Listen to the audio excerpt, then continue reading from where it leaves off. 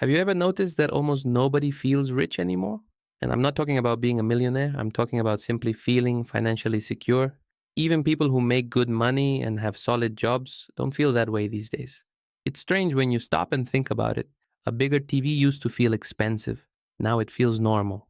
A new car used to feel like a major achievement. Now it feels expected. Things that were once considered luxuries somehow keep turning into the bare minimum. And the moment that happens, something interesting happens too. People stop feeling like they've achieved something and start feeling like they're simply maintaining something, a lifestyle, expectations, or a version of life that somehow became normal without anyone consciously choosing it. That's what makes me curious.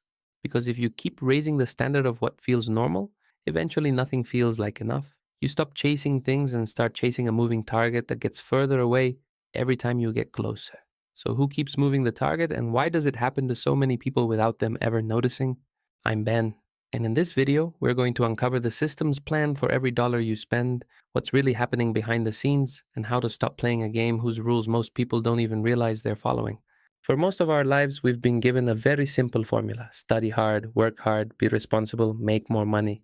And if you do those things consistently enough, life is supposed to get better. At least that's the promise. That's the story most of us grow up hearing. The idea that progress is predictable, that if you keep moving forward, you'll eventually reach a place where money feels easier, where stress starts to fade, where things finally feel under control. And for a while, that story makes sense. You go to school, you get a job, you try to make smart decisions, you do what responsible adults are supposed to do. But something strange happens along the way. A lot of people reach milestones they once believed would solve their problems: a higher income, more stability, more experience, and somehow they still feel like they're chasing something, still looking toward the next step, hoping that maybe the next promotion, the next opportunity, or the next improvement will finally create the feeling they've been searching for. If you've ever felt that way, you're definitely not alone, because that feeling is surprisingly common, and that's exactly what makes it so much more challenging. On paper, many people are doing exactly what they've been told to do. They're following the rules. They're being productive. So why does it so often feel like they're not getting anywhere? Why do so many people feel like they're running harder than ever, yet the finish line never seems to get any closer? At first glance, it's easy to assume the answer must be personal. Maybe you're still not doing everything correctly. Maybe there's something you're missing. But what if the explanation isn't that simple?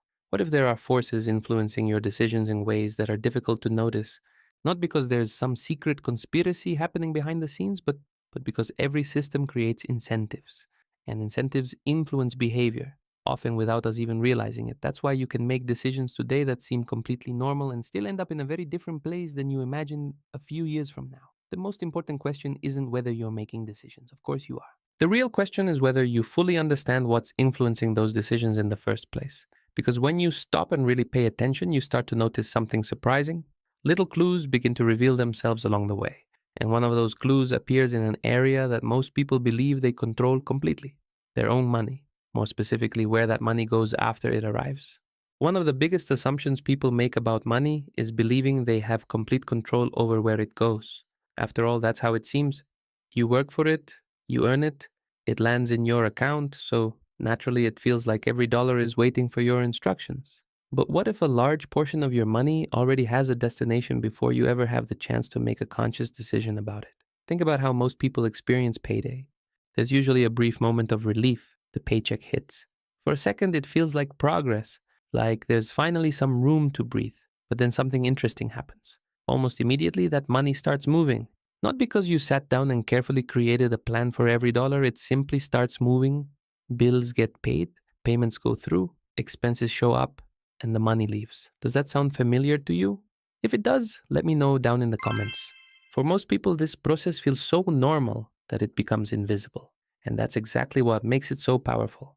Because when something becomes normal, we stop questioning it.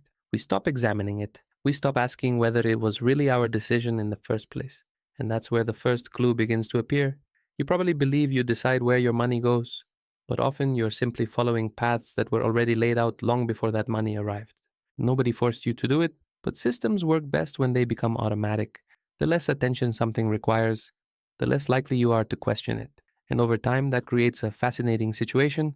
Many people become incredibly intentional about earning money, but surprisingly passive when it comes to directing it. The paycheck arrives, the process begins, And before long, most of the decisions have already been made, not necessarily by a person, but by routines, expectations, habits, and patterns that have been operating in the background for years. Which brings us to an important realization. What if the real question isn't whether you're making enough money, but whether you're paying attention to where that money is being guided after it enters your life? Look a little closer and you'll discover something revealing. The system rarely asks you to spend a lot of money all at once. Most of the time, it asks for something much smaller. That's exactly how it tricks you. The system is never going to ask you to make one huge financial decision. If it did, most people would notice. If someone walked up to you and said, "I'd like you to spend $25,000 today," you'd probably stop and think about it. You'd evaluate it. You'd question it. You'd want to make sure it was worth it. But that's not how it works. The system doesn't sell expensive lives. It sells small decisions, small improvements to your day, small moments that seem harmless when viewed on their own. And that's exactly what makes them so effective. Because almost nobody worries about a small decision, a quick purchase, a small fee. Individually, those decisions don't seem important. In fact, most of them seem completely reasonable. And if you pay attention, you'll notice that this approach rarely creates resistance. The brain is naturally attracted to simplicity, to things that make today feel a little better. So when the decision feels small, easy, and affordable, we usually don't spend much time analyzing it. We simply move on, and then we do it again. And again, most people tend to pay a lot of attention to major financial decisions. They spend weeks researching a car, days comparing insurance options. Meanwhile, dozens of smaller decisions quietly happen in the background without receiving even a fraction of that attention. And that doesn't mean those people are irresponsible. It means small things don't seem dangerous, they seem normal, and normal things rarely get questioned. That's why this process can continue for years without appearing to be important. Nothing dramatic happens. No single decision creates a financial crisis or changes someone's future. Instead, the effect comes from repetition, small choices repeated hundreds of times, until one day you look back and realize those seemingly insignificant decisions shaped a much bigger outcome than you ever expected. And that's when another question begins to emerge. If these small choices are so powerful, why do they feel so natural? Why do so many of them seem almost perfectly designed to avoid resistance? The answer has less to do with money than most people realize, and a lot more to do with human psychology. At this point, it's tempting to assume that the system benefits when people are struggling. But that's not actually how it works. The system doesn't want you broke, and it doesn't want you panicking every time a bill shows up. In fact, that would be a problem. People who are desperate start asking questions. They start looking for alternatives. They start changing their behavior. What the system really wants is something much more subtle. It wants you to be comfortable. Comfortable enough to avoid questioning whether the path you're on is actually taking you where you want to go. And from a psychological perspective, that's where things become fascinating. Because comfort feels like success. When life gets a little easier, most people naturally assume they're heading in the right direction. And sometimes they are. But comfort can also create something else, complacency. Not because people are lazy or lack ambition, but because human beings are wired to seek stability. When things feel good enough, we stop challenging our assumptions. Think about how often people say things like, "I'm doing fine," "It could be worse," "I'm getting by." And all of that may very well feel true at certain moments, but getting by and getting ahead are not the same thing. One creates relief, the other creates progress, and those two things are often confused. That's why this conversation is no longer just about money. Because the most powerful systems rarely rely on force. They create environments where people continue doing the same things voluntarily because those things feel familiar, predictable, safe, and when something feels safe, we don't stop to ask where it's actually leading us. And that's exactly why the next piece of this puzzle is so important. Because once people become comfortable, something else begins to happen, gradually, almost invisibly. They start confusing what they want with what they believe they need. And that's exactly where most people get lost. And when that happens, the system becomes incredibly effective. At some point, the conversation becomes less about money and more about identity. And that transition starts very subtly. Nobody wakes up one morning and simply decides they want to spend more money. People just start redefining what they believe they need, and when that happens, everything changes. Think about a phone. At one point, a phone was simply a tool, something that allowed you to make calls, send messages,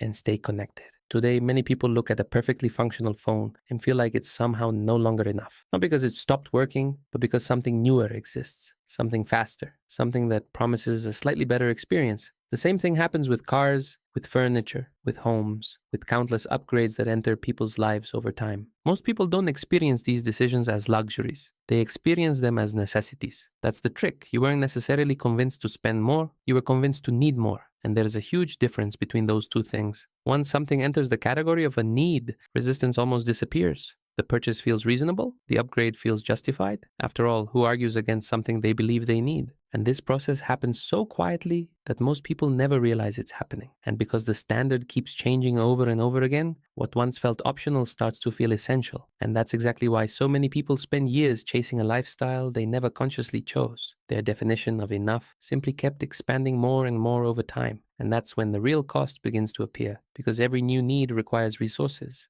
Every new standard requires maintenance, and every new expectation asks for a little more of your future. Which leads us to an uncomfortable realization. Instead of asking whether the biggest problem is what you're buying, ask yourself this. What if the biggest problem is what those purchases are preventing me from building? Because when you finally step back and look at the bigger picture, you discover something surprising. A person can own more things than ever before and still be far less secure than they appear. And now this story reaches its most important point. This is the moment when all the pieces start fitting together perfectly. The biggest consequence of everything we've talked about isn't debt, it isn't overspending, it isn't even consumption itself, it's something much more deceptive. The illusion of prosperity, the feeling that things are going well, when beneath the surface, very little is actually changing. And that's exactly what makes it so difficult to recognize. From the outside, everything looks fine. You have a place to live. You have furniture. You have transportation. You have entertainment. You have all the things that are supposed to signal success. And because of that, it's easy to assume you're moving forward. But every now and then,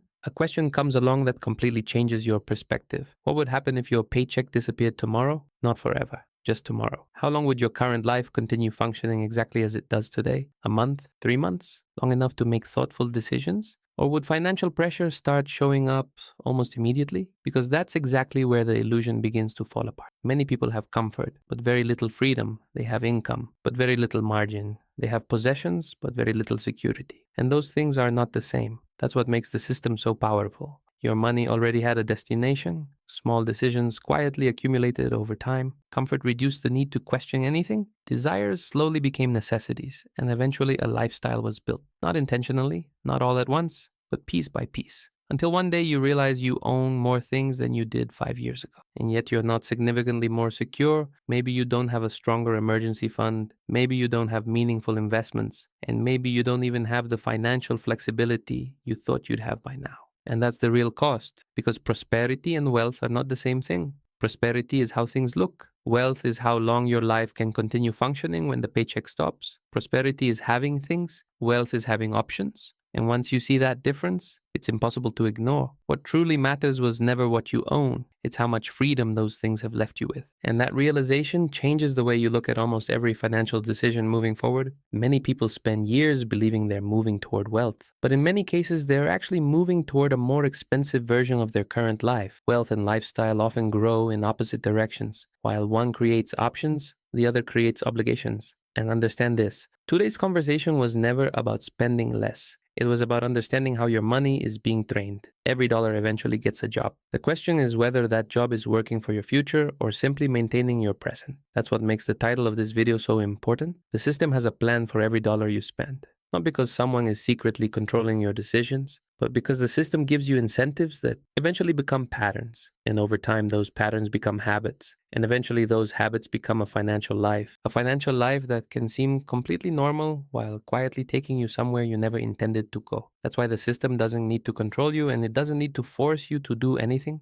It just needs to keep you busy enough earning and spending money. When you're constantly focused on maintaining the life you've built, it's easy to lose sight of whether that life is actually creating freedom. And that's a difference that changes everything. Some people spend years building a lifestyle, while others spend years building independence. From the outside, those two lives can look remarkably similar, but beneath the surface, they're moving in completely different directions. And when you stop and think about your life, what direction is it actually heading in? I genuinely encourage you to take the wheel and start putting your life on the right path from this moment forward. In today's video, we talked about the system and the way it influences your financial life. We talked about all the invisible forces competing for your attention, your decisions, and ultimately your money. But there's an important distinction we need to make before we finish. The system influences, the system encourages, the system nudges, but it doesn't get the final say. Because at the end of the day, your financial future is still being built by the patterns you choose to repeat. That's why this conversation was so important. The goal was never to convince you that everything happening around you is outside of your control. In fact, it's exactly the opposite. The goal was to help you see things that are often hiding in plain sight. Because once you can see them, you gain the ability to make different decisions, and different decisions repeated consistently eventually create a different life. The system has a plan for every dollar you spend, but that doesn't mean you have to follow that plan. You decide whether your money is building a future that belongs to you or simply financing a future that was designed for you. And sometimes that difference is much bigger than it appears at first glance. Because financial freedom rarely begins with a massive transformation. Most of the time, it begins with awareness, attention, and the ability to recognize where your money is going and where it's taking you. So before you leave, I'd really love to hear your thoughts. After everything we've talked about today, do you believe your current spending patterns are following your plan or the system's plan? Let me know down in the comments. It's always valuable to hear what you have to say.